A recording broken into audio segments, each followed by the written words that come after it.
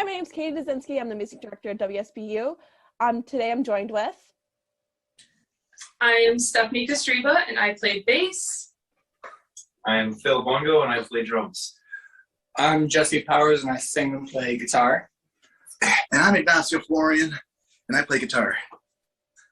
And we are Jupiter Trolly. The other interview you guys did. Beautiful. Awesome. All right, so I just got a few questions for you guys. We'll keep it nice and light, nothing too deep today. All right. All right. First things first. So what first got you guys into music?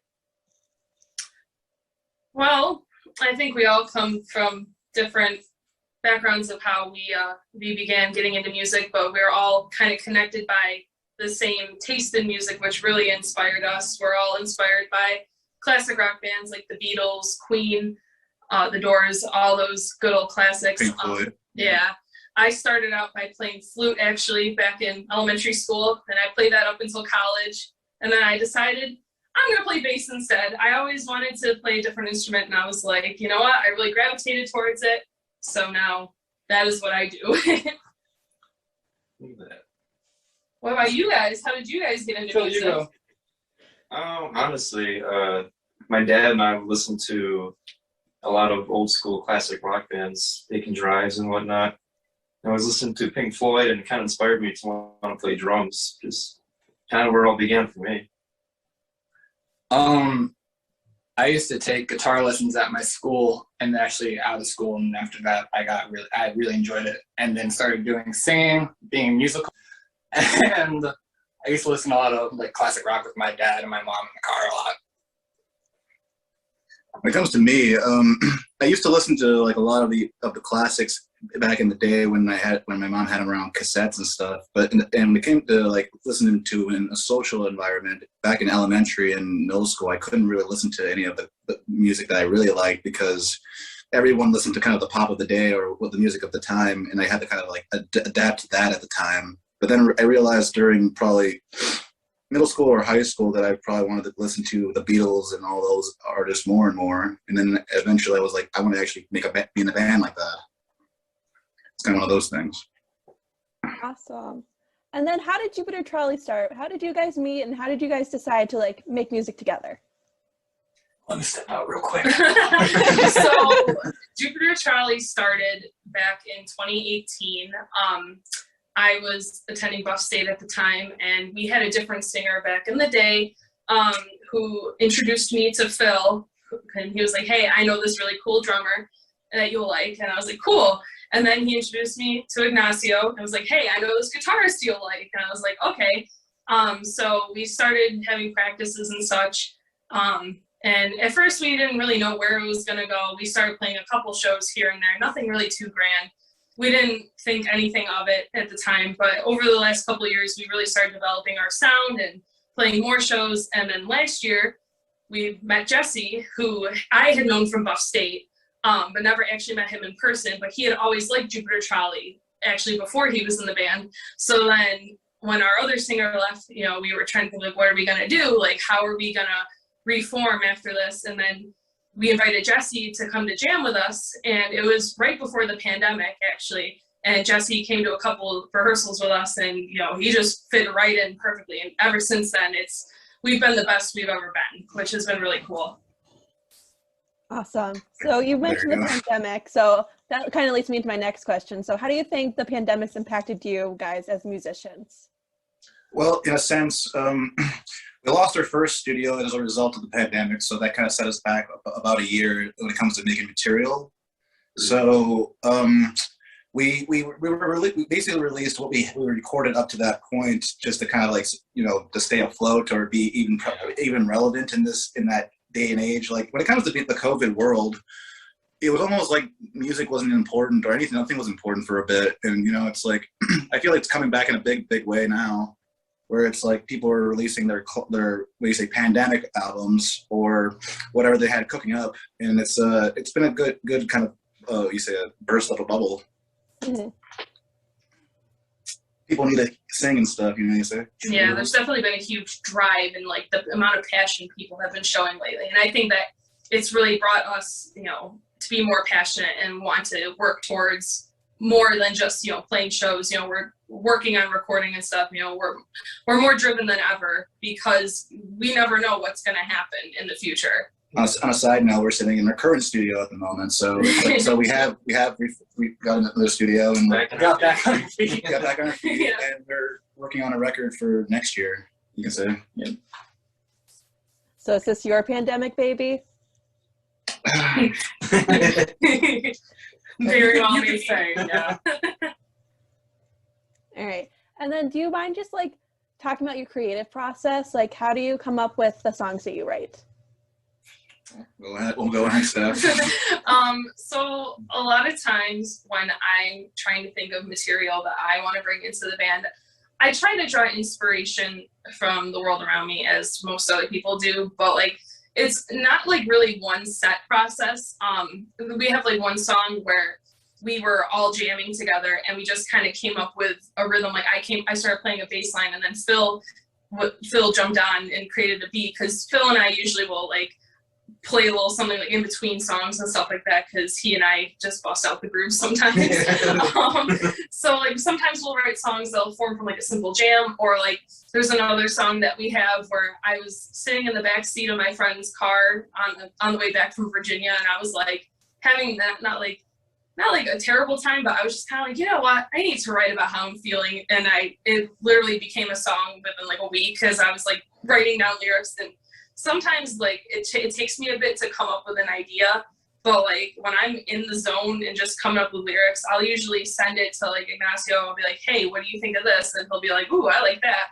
And then we'll bring it together at jam and be like, all right, like let's see what goes on here. Sometimes I would add some, like, you know, we say suggestions, or, you know, I would add in a couple lines myself on lyricisms and stuff. But when it comes to like how the way that I write songs, I do busking sometimes on the side at the falls itself, at Niagara Falls itself. And when I play the music, I try to workshop this idea that people are listening to, and whatever they enjoy, I can probably bring that to the group or something like that. Say like, oh, this is what's making me a couple more dollars than usual. But no, it's like when it comes to that, that's how we came up with the song, like, Can You Feel It Around You and stuff. Like that was basically playing it for people at the falls at the time. And then after that, it evolved into just like a jam. And then we were like, hey, you know what? We like playing it. Let's add some lyrics onto it. So then Ignacio and Jesse wrote lyrics to it. Or sometimes I'll even bring a song from my archives, like something from my past, like in 2015 when I was like writing in high school. Yeah. Like it's kind of like that. Hey, Phil, how do you write music? Like you have your own process in some way. I just get in the zone. I sometimes come to the studio here and I just kind of play guitar and just kind of work off that. So I play a lot of instruments, so I just kind of record stuff myself sometimes and just see what I can come up with.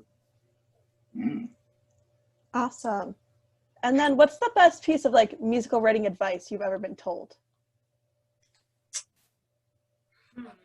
So, Oh my gosh, I'm like thinking back. I don't know. One of the better things it's not that I've been taught it, but I heard it from one of my heroes, Kevin Parker from Tame Impala. He says that you're never finished with a song, you just run out of time. It's the idea is that you never can really finish your idea. You just have to meet the deadline, and you have to basically just feel okay with what you did. And in some cases, that's how you actually can get the product out much more faster. In that sense, in another sense, it's just and have fun. Basically, just have fun playing music. Just if you're not having fun doing it, then what's the point of even going for it? Basically. Yeah. Awesome, I love that. And then, what's your favorite show that you played? Like, what's your favorite memory of performing? We had a recent one. The Mohawk show. Remember that one? Yeah, that was a lot of we literally had people doing Russian dances, and then during the songs that we didn't expect people to dance to, everyone actually figured out dance moves for it. It was our first show earlier this summer after things were starting to open up again, and we were at Mohawk Place in Buffalo, and we weren't really expecting much to happen because, you know, there's a lot of people that are still kind of intimidated by the idea of going out and stuff. You know, people don't really feel comfortable with it. So we're like, okay, let's see what kind of happens here. We'll see who shows up. And then we were playing with a couple other bands, and during our set, like, everybody just kind of like swooped up to the front, and we've never really experienced people like right up at the edge of the stage like that. And like people are like dancing, and like Ignacio said, they were dancing to songs that like when we were writing them, we didn't think people would actually dance to them. So it was really cool seeing like, you know, people moving to their own groove, like what they're finding in the song. You could say during this, like before COVID, like music was sort of like, you know, everyone did it. It was kind of like everyone rolled their eyes at it. Like people just came out to shows and they never even danced and stuff. It's like nowadays people really are taking a grasp on what the music is now and stuff. I'll say like during like when I first started playing with you guys during shows, and I was like when COVID was like happening, and I was just like, oh, like there's like few people there, like a good crowd, but then like yeah, you get that and every once in a while, but then like going to the first show back in Mohawk, there's like all those people in there, which was actually really exciting. Because shows nowadays is not run of the mill. Yeah. Everything's an event, and that's what I like about it. Yeah. It is a lot of fun. That sounds like a really enjoyable experience. It was a lot of fun, yeah. Oh yeah, I remember throwing my hat up, and it was like where to go? You could tell in that moment that people were just ready to come back to shows and stuff. Yeah. Like, you know, even though if there were people that weren't there, you know, the people that were there, they were craving that. They've been waiting like a year for that kind of experience. I always look back at that 5-second clip that we took of it. Yeah. It's great. It's a nice little memory. Yeah. So you said that you were playing songs you weren't expecting people to dance to. So what kind of music would you say that you do write? We would write very much like psychedelic post-punk music, but in the sense that it's very much like an experimental pop kind of sound. So it's like you would hear like some nice groovy tones, and then you'd be dancing to it, but then eventually you hear something in reverse, then you'd be kind of like thinking, it sounds like a very big shift. It sounds very macabre almost. Yeah. And it's like you'd be wondering yourself, damn, it's like, well, where are they going with this? And then it goes right back to the groove, and you're kind of like, ooh. It's like that was kind of like it subverts your expectations a little bit. At least we try to. It's like we're just trying to go for some groovy, nice far out sounds for the youth of today. Yeah. The young people. So music that people can vibe to, not necessarily bust a move to. Yeah. If they want to bust a move, they can. I was like, don't get us wrong. They bust the move. I was like, they'll dance to the songs that we don't even believe they can dance. Yeah, exactly. You wait, next show people will be river dancing. Oh my god. You'd be wondering to yourself, like, why am I dancing for this, even though this doesn't have a obvious rhythm. We already had a kick line done to one of our songs during there was like a slow section of one of our songs, and we look in the front of that same show at Mohawk, and like there's these guys just like doing a like random kick line. I'm like, what where are we? Like, that's actually fun. You can say in a lot of ways it's very subconscious. Yeah. It's like people just don't understand why, but they do it. Right, and then you said that you have a lot of inspirations from like the Beatles and Pink Floyd. Would you say that they're like your musical heroes? Oh yeah. Yeah. I was like the forefathers of what we do. Yeah. Yeah. Well, the idea of stuff is like when it comes to the Beatles stuff, it's like I remember it was like the one song that really got me like locked into music was like Strawberry Fields Forever. It was like hearing the first few guitar notes was just like it was incredible. I just kept replaying that same bit over and over and over, and I never stopped, basically. But it's not the case. It's like that's songs like that, or like fucking, what do you say, like "Bike" by Pink Floyd, or even like fucking. I can't really think of all of them at the moment. Stuff. It comes down to sorry, but it's like a lot. But when it comes to music, it's like when it really gets you going, it makes you really feel like you're part of something in that sense. Yeah. Mm-hmm. It's like that's why we're trying to make the music we're making today. We're trying to almost recreate a sense of what we felt like in that case. Right. The thing that grabs you for music. Right. You want your listeners to feel the same way you did when you first listened to the Beatles or Pink Floyd. Very much. It's like if I can have someone say like, "Oh, I listened to that one part you played over and over and over again," I was like, "Damn it!" And then my mission's complete, basically. Yeah. Awesome. And then, what's an artist, past or present, that you would dream to have a collaboration with? Ooh. Oh boy. You guys go first. It's really tough, honestly, thinking about that's that. fun. I mean, if I'm being like, That was the I don't want to be truth. like practical. I mean, technically none of it's like practical, but like I think of like Paul McCartney, like writing a song with him or something, or playing a song with him, because like I literally thrived on his music back in high school. Like that was my personality trait in high school, was being a Beatles fan. So like, you know, I feel like that would just make everything come full circle in that case. Just like, yes, here we are. But like I could also see like Tame Impala too, like as like a more modern like thing. I'm sorry, I probably took your answer, but Well, like, you say Tame Impala, like it's just Kevin Parker. it's okay, Kevin Parker from Tame Impala. So, but like, yeah, you know, in a modern sense, that'd probably be my modern day pick. Word. He's just the same things. You know, very eclectic guy. What you say, guys? Definitely Black Keys for sure. Arctic Monkeys, like all that modern alternative kind of sound right now. Mhm. But I would say definitely Queen. Maybe Sid Barrett, like do a combination of the two. Because with Queen sound also Sid's lyrics, that'd be like a really cool thing to hear. ooh, Sid Barrett. Fire collab right there. You're right. Ryan Wilson. I guess when it comes down to like the certain artists, I would probably like to have worked with like people like Jimi Hendrix, of course. Like he would have been cool on guitar and stuff. And then John Lennon when it comes to lyricism. Even Sid Barrett when it comes to lyricism, like he would have been great. I try to think in some cases like I like to like probably worked with like one of the great poets at the time was like Jim Morrison. He would have been cool to work with. Like I probably would have played something on guitar. Maybe he would have done something with his lyrics. I like to think that maybe if I went to the past, I could have done something with them in a very chummy way. The greats of the 60s. Yeah. Right. I feel like we could have rubbed shoulders with them because they were just nothing. They were nothing but pals and people that like music just the same as us. Oh, of course. But they became legends, and that's the best part of it. It's like we're living in a day and age where maybe one day we'll just be those same people, or maybe people will talk about other people in the same way. Yeah. It's like it's still going. We're not just we're not lost and gone yet. Oh no. Yeah. Awesome. Yeah. And then do you guys have any like other hobbies that you guys do? Anything special? We do other things. I've always been like very invested in like art and other forms too. Like I'm really big into like drawing and painting. I actually, when I was younger, I wanted to pursue art over music. That was before I really got passionate about music. And actually, I still continue with that for the band. She does the promotion. I'll design like show promos. Actually, like single covers, logo, merch, and all that. She's basically the art backbone of the band. Yeah, I really like creating in that sense too. Just visual arts in general is pretty much always been my forte. Whatever she gives us, we just never complain about. Really. Basically.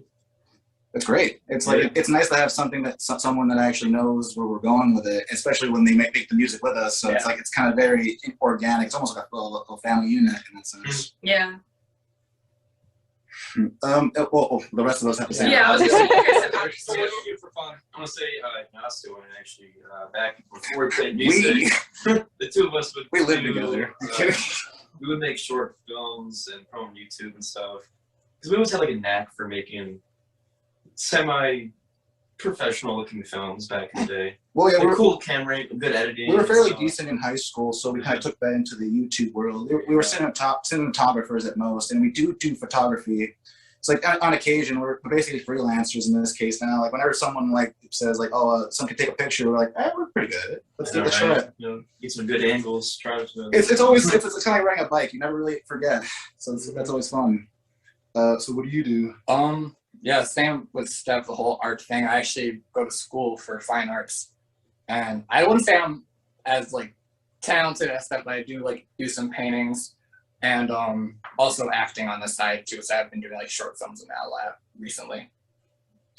Well, yeah, when it comes to what Phil was saying, I guess we do cinematography and stuff, but like in a lot of different cases, I do a lot of like collaging more so. It's like I try to edit things together in a way that's like to give a concept, basically. Yeah.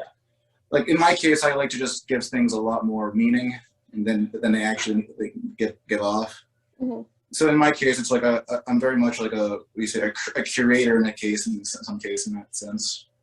I like to put things together in a way that just kind of present it in a very tasteful manner.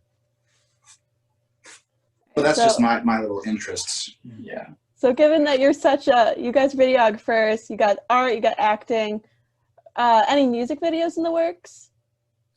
We've been talking about it. It's just the idea that we're trying to figure out how we approach a music video, because when it comes to music videos, you could be like, the band could play in front of the camera, and then that could be like a little thing, or we could try doing a short film.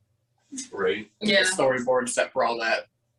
Or in a sense, you can do a montage, which is just compiled clips, make things look nostalgic. It's just it's basically whatever the music, whatever we think is cool in that moment. But I would say, yes, music videos is what we do plan to do, but we still don't know how to really approach it at the moment.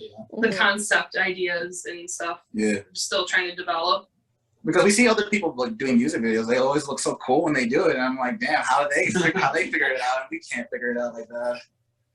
Well, I really hope you guys get it figured out, because I'm excited to see that someday. Hopefully it'll be interesting. Oh yeah, hopefully, well, I'm sure whatever we do release, we'll be happy about. 100%. Yeah. All right. So you guys mentioned an album coming up for next year, potential music videos. Any other cool big projects? We have a single coming out probably by the end of October. Yeah. Yeah. We've been working on just little songs here and there and stuff, because obviously when it comes to albums, that's a big beast. So it's like you have to kind of like release something eventually to kind of give some people the idea that, you know, we're still around. So we're working on a single at the moment. We're just trying to see where it develops and how it sounds. It's kind of one of those things where it's like we're not trying to rush it, but at the same time, it's like, you know, we've been sitting around here for a while, so it's like we have nothing much better to do, basically. Right. All right. Well, awesome. Thank you so much for your time today. Of course, No thank you, problem. Katie. That's all I had for you.